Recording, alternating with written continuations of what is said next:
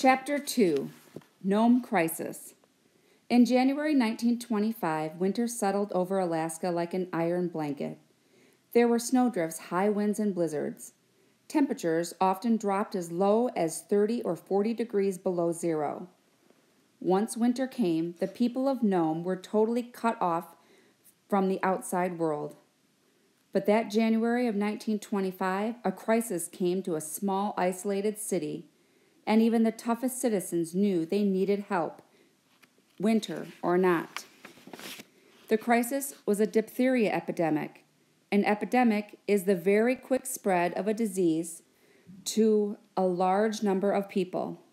Epidemics can be very difficult to stop, even under good conditions, and the conditions in Nome were far from good. Diphtheria, which often struck children in the past, begins with a flu-like fever and sore throat. The disease quickly progresses to a very serious stage and is often deadly. Today, children are given a simple injection to prevent them from catching the disease. But in 1925, the only cure was an antitoxin serum.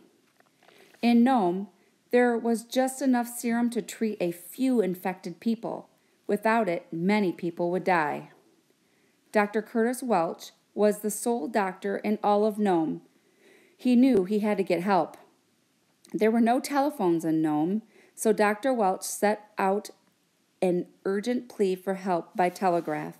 Soon, all of America was waiting and listening for word of the sick and snowbound Alaskans. A large supply of antitoxin serum was found on the other side of Alaska in a city called Anchorage. The medicine was transported by train to the town of Nenana. That was as far north and west as the railroad tracks went.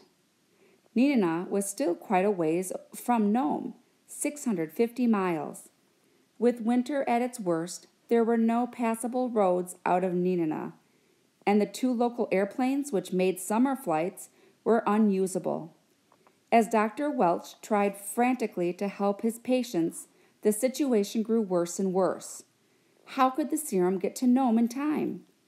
The workers of the Northern Commercial Company, the mining company that used dog teams for its mail system, had an idea. They thought that their mail system was the answer to the problem of transporting the serum. The Northern Commercial Mail System worked like this. The mail traveled a variety of paths and was transferred from dog sled to dog sled until it reached its destination.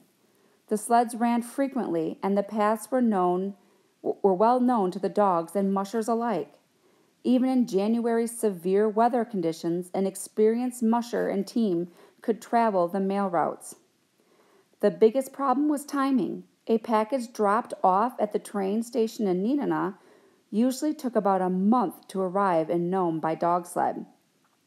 Many people in Nome were already infected with diphtheria, and more were coming down with it every day.